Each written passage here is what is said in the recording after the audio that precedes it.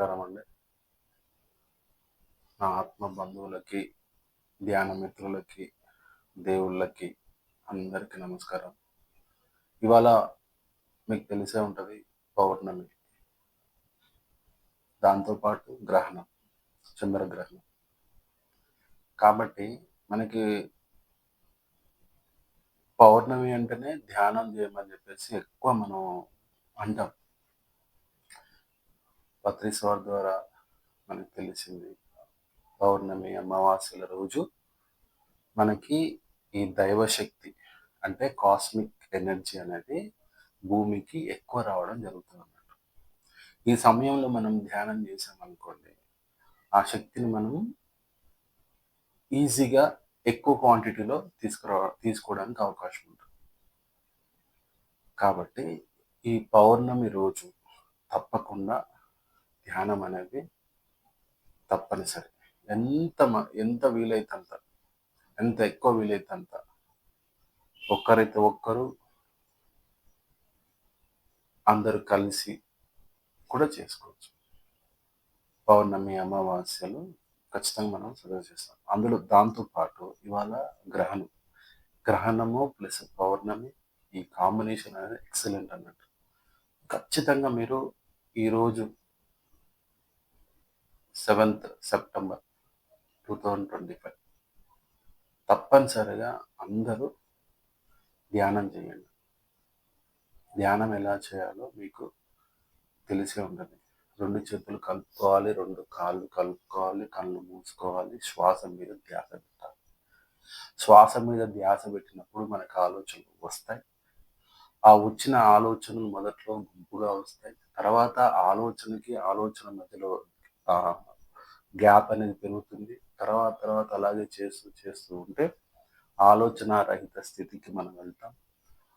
ఆ టైంలో ఆలోచన రహిత స్థితిలో ఆ సమయంలో మనకి ఈ ఏదైతే కాస్మిక్ రేస్ ఉందో విశ్వశక్తి మనలో ప్రవహించడం జరుగుతుంది. సో విశ్వశక్తి అంటే కొత్త వాళ్ళు ఏంటి విశ్వశక్తి, ఈ కాస్మిక్ రేస్ ఏంటి, ఇదంతా ఏంటి అని కొంచెం అనుమానంతో పాటు భయం కూడా ఏదన్నా రావచ్చు. ఇదేంటో ఇదంతే అని అనుకోవచ్చు. కానీ జనరల్గా మనకు తెలుసో తెలియకో మనం ఈ విశ్వశక్తిని లేదా కాస్మిక్ రేస్ని ఈ మనం తీసుకుంటాం. ఎలా? నిద్రలో తీసుకుంటాం అన్నట్టు. నిద్రలో మనము పడుకున్నప్పుడు ఖచ్చితంగా అది లేకపోతే మన జీవనం అనేది ఉండదు.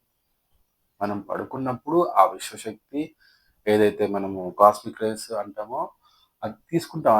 అది ఛార్జింగ్ లాంటిది అన్నట్టు. ఆత్మకి, బాడీకి కాదు, సోల్కి. ఛార్జింగ్ అయిన తర్వాత మళ్ళీ పొద్దుగాల మనం మన పనులు చేసుకుంటాం అన్నట్టు. సో ఈ ధ్యానంలో మనకి ఈ నిద్రలో ఏదైతే వస్తుందో అది మనకి సరిపోదన్నట్టు. ఇప్పటి కాలంలో, ఇప్పటి ఆలోచనలో, ఇప్పుడు ఎన్ని రకాలుగా అంటే అన్ని రకాలుగా మనము ఎన్నో రకాలుగా ఆలోచనలు, పనులు దాంట్లో ఉన్నాం. అయితే ఆ శక్తి సరిపోక చాలామంది సరి అయిన విధంగా ఆలోచించకుండా అస్తవ్యస్తం అయిపోతున్నారు. అందుకనే ధ్యానం చేయడం వల్ల ఏంటంటే దానికంటే నిద్రలో వచ్చే శక్తి కంటే కూడా ధ్యానంలో వచ్చే శక్తి చాలా రెట్లు ఎక్కువ వస్తుంది అన్నట్టు మనకు. తర్వాత మనకి పిరమిడ్స్ కూడా మీకు తెలిసే ఉంటుంది. పిరమిడ్ అనేది ఈ మన పత్రిజీ గారు ద్వారా మనకి తెలిసింది. పిరమిడ్ ఎనర్జీ అనేది. పిరమిడ్లో కూర్చుంటే మనం మామూలుగా బయట కూర్చున్న దానికంటే దాంట్లో 3 రెట్లు ఎక్కువ శక్తి అనేది వస్తుంది అన్నట్టు. ఎక్కువ శక్తి వస్తుంది, త్వరగా వస్తుంది అన్నట్టు. మొదట్లో ఉన్న వాళ్ళకి, స్టార్టింగ్ వాళ్ళకి చాలా బాగుంటుంది. అందులో చాలా అద్భుతమైనగా మనము ఫాస్ట్గా ఈ ఆలోచన రహిత స్థితికి వెళ్ళడం జరుగుతుంది. అందుకనే ఈ పౌర్ణమి, అమావాస్యల రోజు చాలా ఫాస్ట్గా ఈ ఎక్కువ ఎనర్జీ అనేది మనకి భూమి మీదకి రావడం జరుగుతుంది. దాన్ని మనం యూజ్ చేసుకోవాలి. ఫర్ ఎగ్జాంపుల్ మనకి ఇంతకుముందు పత్రిజీ గారిది ఇంటర్వ్యూలో పత్రిజీ గారు కూడా మనకి చెప్పడం జరిగింది. ఏంటంటే ఫర్ ఎగ్జాంపుల్ మన పిఎం మన ప్రైమ్ మినిస్టర్ గారు ఉన్నారనుకోండి, వాళ్ళని మనం కలవాలంటే ఎన్నో అపాయింట్మెంట్స్, ఎన్నో ఏదో చాలా ఫార్మాలిటీస్ ఇవన్నీ ఉంటాయి. కలవడానికి అవకాశం కూడా కుదరదు. సో, ఆ పీఎంఏ మన ఊర్లోకి వచ్చాడు. మన పలానా ఎక్కడో దగ్గరలో మన కాలనీకొచ్చాడు అని అనుకోండి, కలవడానికి ఎక్కువ అవకాశం ఉంటదన్నట్టు మనకు. సో, అదే విధంగా ఈ పౌర్ణమి, అమావాస్యల రోజు దైవశక్తి అనేది భూమిపైకి రావడం జరుగుతది.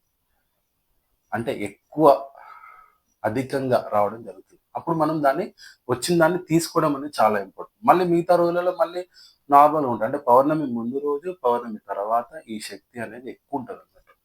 అందుకనే ఈ శక్తిని మనం ఎంత వీలైతే అంత యూజ్ చేసుకోవాలి. ఎందుకు ఇవన్నీ అవకాశాలొచ్చినాయి? ఈ పౌర్ణమి రోజు ఎందుకు ఎక్కువొస్తుంది?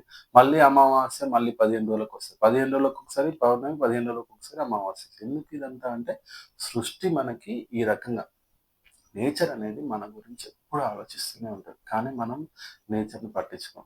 బట్ నేచర్‌ని మనం పట్టించుకున్నంత మాత్రం నేచర్ మనల్ని పట్టించుకోకుండా ఉండదు. మనం ఖచ్చితంగా పట్టించుకుంటాం. మనల్ని ఏ రకంగా మార్చాలి? ఎట్లా సరిదిద్దాలి? పిల్లల్ని మరి తల్లిదండ్రులు వాళ్ళు ఎట్లా పిల్లలు ప్రవర్తించినా గూడా, ఎంత చేసినా గూడా ఎట్లా మారుతాడు? ఎట్లా జేయాలి? వీళ్ళని ఎట్లా పద్ధతిగా తీసుకురావాలి? ఎట్లా వీళ్ళని మనము ఒక సరైన దారిలో తీసుకురావాలని అంటారు కదా! అదే విధంగా నేచర్ గూడా మనల్ని ఎప్పుడూ గూడా వదిలేయదు. ఒకవేళ మీరు అధర్మంగా ఉన్నారనుకోండి, దానికి తగ్గ సిట్యుయేషన్స్ నేచర్ మనకి సృష్టిస్తుంది. ఆ సిట్యుయేషన్స్ వచ్చినప్పుడు మనం ఏమనుకుంటాం, కష్టాలొచ్చినాయేమో అనే ఫీలింగ్‌లో ఉంటాం. కానీ దాంట్లో మనము తెలుసుకుంటామన్నట్టు. కష్టాలనేది ఏంటి? కష్టాలు గాని, ప్రాబ్లమ్స్ గాని, ఇంకేదైనా గాని అన్నీ ఏంటంటే అదంతా క్లీనింగ్ ప్రాసెస్. ఆ క్లీనింగ్‌లో మనకి అర్థమవుతది. ఆ సిట్యుయేషన్ మనకు ఎదురైనప్పుడు దాంట్లో మనం తెలుసుకుంటాం. మామూలుగా మనం తెలుసుకోమంటే తెలుసుకోము. మామూలుగా ఉన్నప్పుడు బాబు చదువుకో నాన్న ఇట్లా చెప్తే చదువుకోము. ఒకవేళ అదే బాబుని కొంచెం ట్యూషనో, లేదంటే హాస్టలో, లేదంటే స్కూల్లో కొంచెం ఎక్కువ గంటలు కూర్చోబెట్టి ఆ క్లాసెస్ అట్లా ఫర్ ఎగ్జాంపుల్ చెప్తున్నా. సో, ఈ రకంగా ఒక పిల్లలనే గాదు పెద్దవాళ్ళకి గూడా సిట్యుయేషన్స్ అదంతా గూడా అట్లా ఏర్పడతాయన్నట్టు. అట్లా ఏర్పడ్డప్పుడు మనము దానికి అధైర్యపడొద్దు.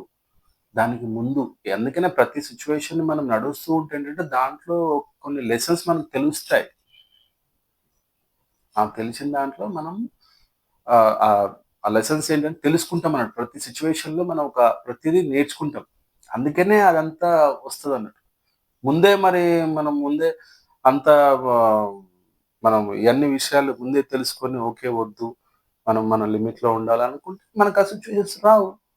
అంతే సింపుల్. నేను చెయ్యను. నేను ఇంట్లో కరెక్ట్‌గా ఉంటా, నీట్‌గా ఉంటానంటే నేచర్ గూడా మీకు అలాంటివన్నీ సిట్యుయేషన్స్ అనేది తీసుకురాదన్నట్టు. అందుకనే ఇవాళ మనకి పౌర్ణమి, గ్రహణము అద్భుతం. ధ్యానం జేయండి. ధ్యానం జేసి మీరు అద్భుతంగా దీన్ని యూజ్ చేసుకుంటారని నేను ఆశిస్తున్నాను. Thank you so much. మీ Rahul Ingla, pyramid master. Thanks a lot.